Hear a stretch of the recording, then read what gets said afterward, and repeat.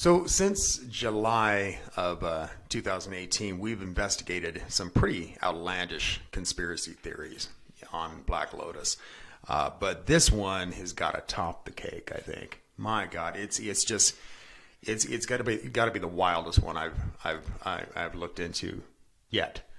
Yeah, pretty wild, but not unfeasible. It was just kind of crazy. I think it is entirely feasible, especially with today's technology. But anyway, what we're talking about is that back in 1994, Sergei Monast, who was a writer, investigative journalist, and most certainly a conspiracy theorist, published a manifesto.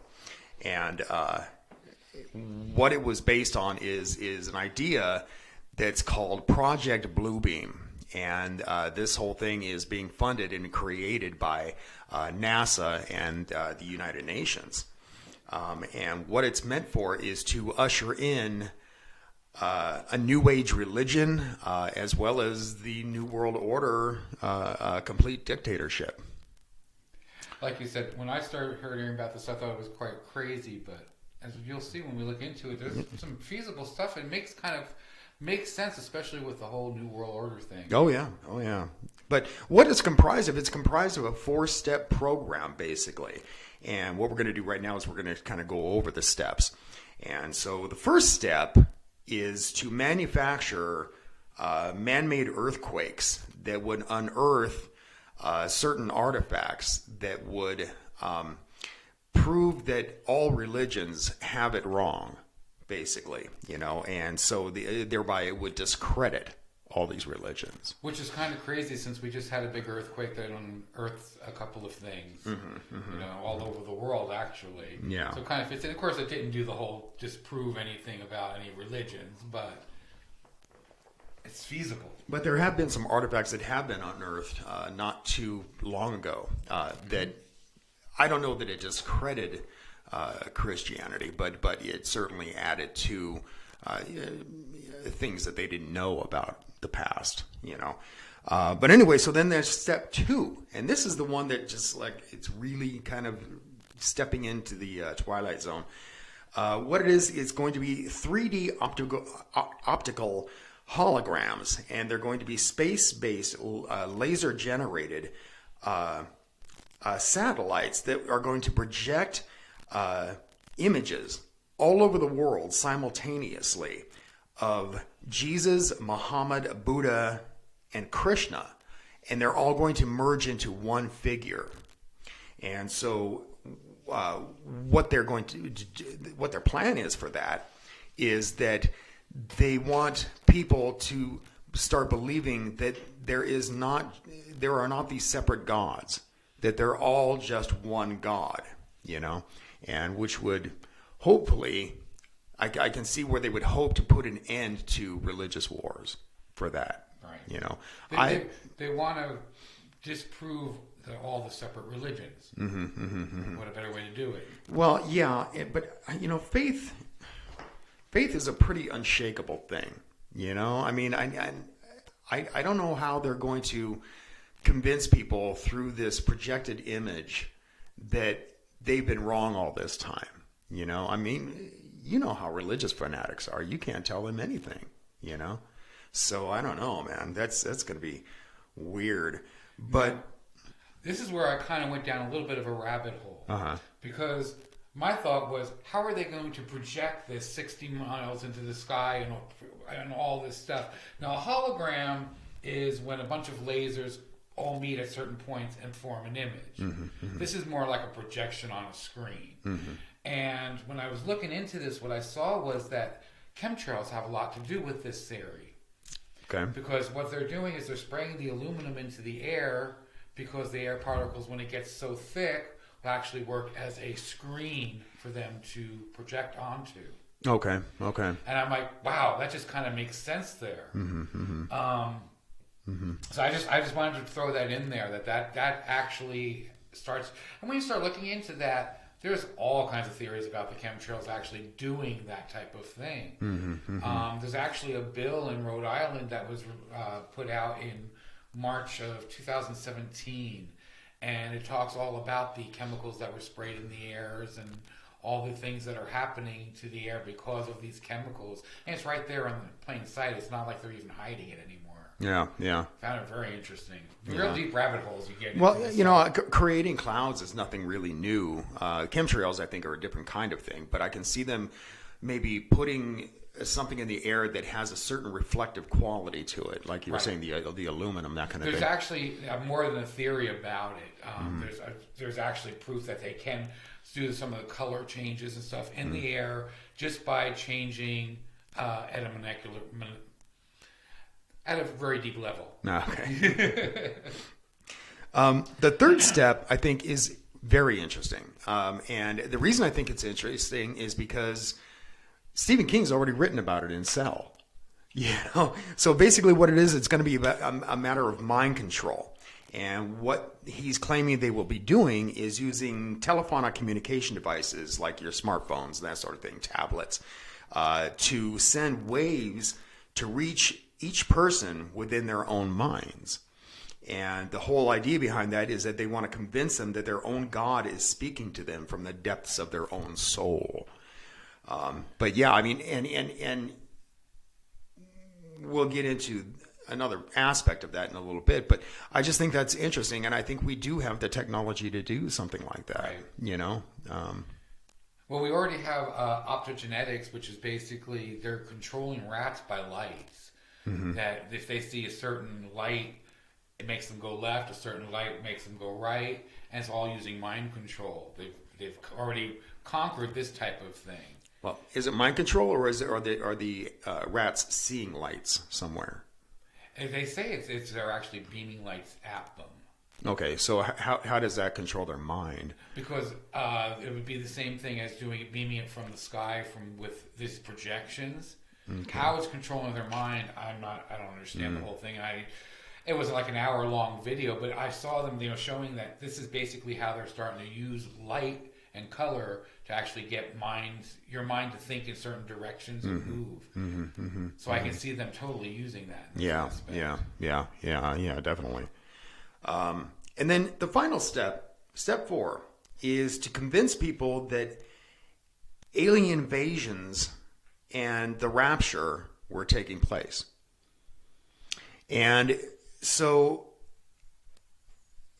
and what this would do is that it would kind of terrify the populace, and therefore make it easier for governments to take complete control over people. Right. Perhaps putting them in FEMA camps for their own protection, that kind of thing. Right, and also justifies nuclear war. Right. Oh yeah, absolutely. But what they're going to do is they're going to use this holographic image, apparently, to not just project this image of Jesus and Muhammad and all that, but to stage an alien invasion. And this is something that's been speculated for a long time, long before Sergei Manas came out with this idea.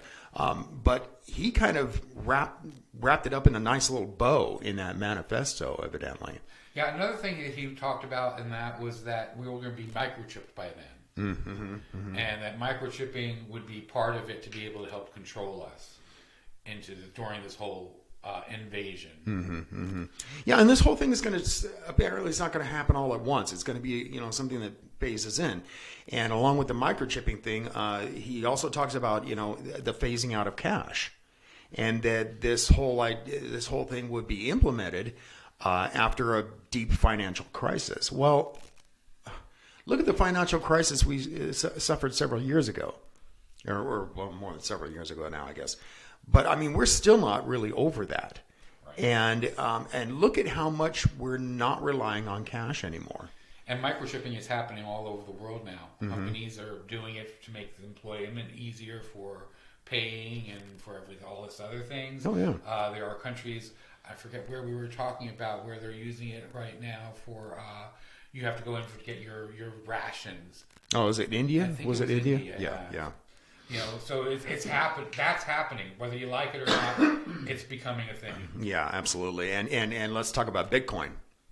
Right. Cryptocurrency is a big thing. And I think that we will eventually get to where we're just dealing with that. Yeah, I don't think we'll have cash soon. No, I'm positive of it. It'll maybe become an underground thing. Maybe. But I think we are eventually going to get to the point where cash is just going to have no use whatsoever. It's all going to be digital. But now, one of the things too I wanted to bring up about Serge was that he also, the day that, excuse me, he died of a heart attack after being arrested and spending a night in jail.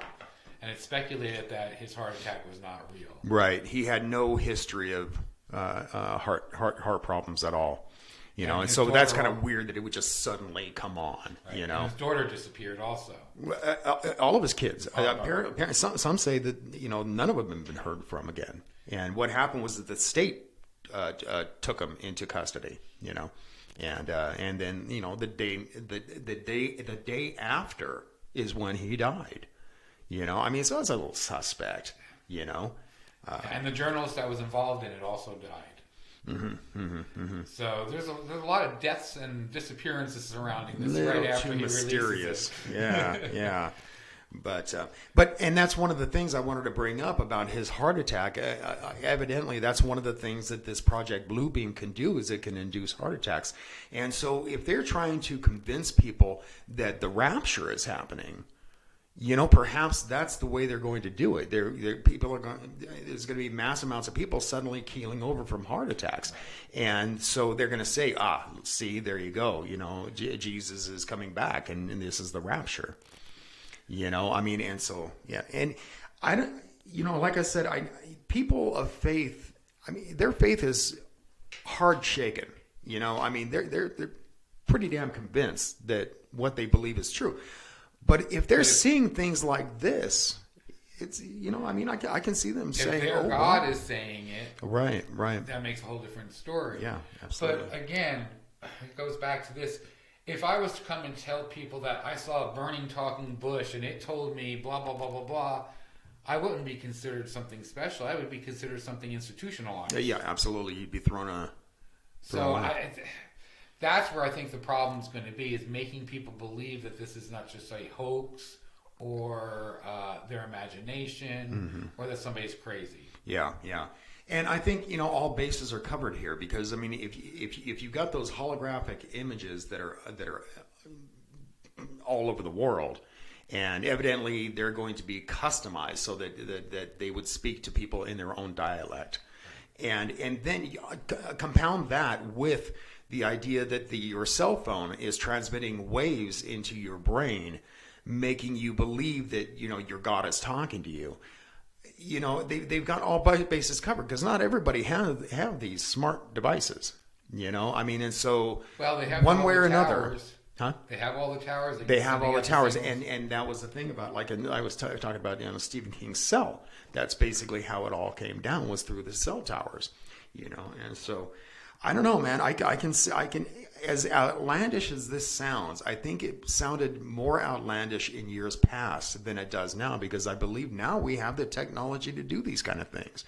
Now, how perfected it is a completely different story, I think. Well, some are saying that the blue lights that we've been seeing around the world, like that happened in New York and stuff, are them testing out the screens, I guess, or something. But that's pretty kind of crazy that blue light, and how nobody really knows what it comes from. They say they know, but that even changed. So who knows? It could be. Yeah.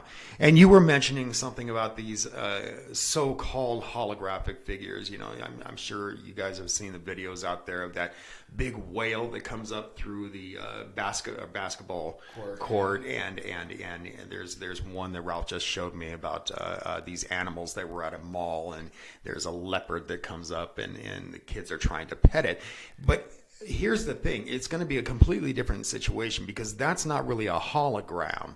That is a projected image on a screen, and you can tell that that's what it is, because the kids that go up and try to pet this leopard are looking up at a screen and doing this. Right. And so it's a different situation. Now, I don't know if you remember back in, I think it was like the 70s, maybe late 70s, early 80s, you used to be able to purchase this thing, and I remember they used to sell them at like Spencer's Gifts, and it was a hologram of a woman's head. Do you remember this thing? And no matter where you were, it was always looking at you. You know, that's a hologram. That's a hologram, not what these things are. Basically, what these things are in these videos is basically, it's basic chromacone technology. It's green screen technology, like we have here, right here. This is green screen, you know. But on the other hand, when we're talking about Project Bluebeam, we got to talk about the author himself. Right. Sergei Manas. Now, I want you to take a look at this guy, and the only reason I bring this up, and I'm not trying to discount his conspiracy theory, but take a look at this guy. Isn't he the epitome of a conspiracy theorist? Oh. Oh my God. I mean, he just looks like he's just seen way too much. You know what I mean? That brings up an interesting point. You see, you're talking about authors. Now, Joe Engel released a book called Gene Roddenberry, The Myth, the Man Behind Star Trek. Now, in this book, he talks about basically what is Project Bluebeam. Okay. A few months later, all of a sudden, here comes Serge and starts talking about this Project Bluebeam, exactly the same thing that happens in the script of this conspiracy, or this unmade 70s Star Trek film. You know, they had the whole thing, but they never made it. Mm-hmm. He takes it, makes it that. They actually did use that in the Star Trek The Next Generation episode called The Devil's Due, which was broadcast in 1991. I don't seem to recall that one. They used the whole Project Bluebeam in that one, supposedly. Really? So that gave me pause. It's like, oh yeah, so a month or so after this, he talks about it really being a conspiracy theory. But then again, we thought a lot of stuff on Star Trek was fake, and look at it now. Most of that stuff has come to be true. Yeah. Speaking of smartphones, you know. Exactly. You said you went down a little rabbit hole with this. What did you happen to find out about Manast himself? I mean, prior to this, I mean, was he into conspiracies and all that kind of stuff? Yes, he was. He was into conspiracies, but he homeschooled his children. You know, so he didn't like the government taking control of them. No, I don't blame him for that. Actually, I think there's a lot of merit behind that kind of stuff. You know, but he's one of those people. I don't know if you would call him, I guess, a early conspiracy theorist. I think it was somebody that he had many interests and he explored them to great depths and came up with his own theories on them. I don't know if that makes sense. Yeah. Because he was just a strange person that disappeared. Well, he didn't disappear. He had a heart attack and so he disappeared, but all his stuff and notes disappeared too. Yeah. So. Yeah. Well, there you go. That reminds me of like Tesla. You know, you talk about government intervention. You know, I mean, nobody knows really what happened to Tesla's notes. You know, I mean, we could have free energy today. Trump's grandfather got a lot of them. Well, so it's said, but yeah, exactly. You know, but yeah, so we don't know, but. But did he write anything else, like anything like this manifesto, any other conspiracy theory kind of thing? No. Not that I ever saw. Interesting. But, well, anyway, so, yeah, I don't know. We were talking about the economy and how the cashless society would be implemented after a big financial crisis. And, you know, and I had brought up, you know, the big housing market crash that happened way back, you know, not too long ago, actually.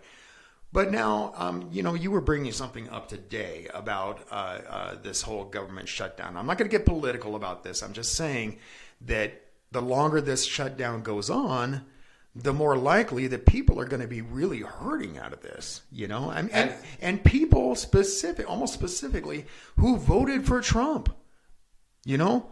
The poor middle class people that you know, I mean, they don't have a lot of money. They're working factory jobs and they just don't have a lot of money. It's now going to affect insurance. It's going to affect food stamps. You know, it's going to affect a lot of things. Subsidized housing. That's the big one to me. Yep. They have money to last till March. I guess February is okay, but March they're going to have trouble paying people, which means that we are going to have a whole ton of homeless people very rapidly because they won't be able to pay their full rent. You know, and you want to talk about people that can quickly get out of control are people who are hungry, you know, and if they don't have food, but all me, hell could break loose. This is, again, part of the New World Order. Yeah. Destroy the medical and the help from all these people so they become homeless. What ends up happening is you're going to end up losing a lot of these people to death from illness. And then what happens? Starvation. And then what happens? You have some person of authority or some organization in authority swoop in, offer a solution, and suddenly they're the good guys again. You know, and then people are suddenly trusting the government again. Oh, thank you for saving me, that kind of thing. Well, maybe Trump will just go out and buy hamburgers for everybody. Hamburgers. Anyway, so yeah, let's not get political on this because I could, man. You talk about rabbit holes, holy crap. But anyway, let's get out of here for the day, man. Sounds good. Yeah. So what do you think, folks? Do you think this could possibly happen? I think we do. So, but anyway, drop a comment. Let us know. Just to let you know, this Sunday we are having G.L. Davies on the show, and we're going to interview him. And he is an internationally known paranormal researcher, and he's also an author. He has his 4th book out. It just came out in November, I think it is. But very interesting story that he has to tell. And we're also going to talk about spirit orbs that day. So be sure to join us for that on, I think it's going to be Sunday. So, yeah. Anyway, until next time, keep thinking and definitely question everything.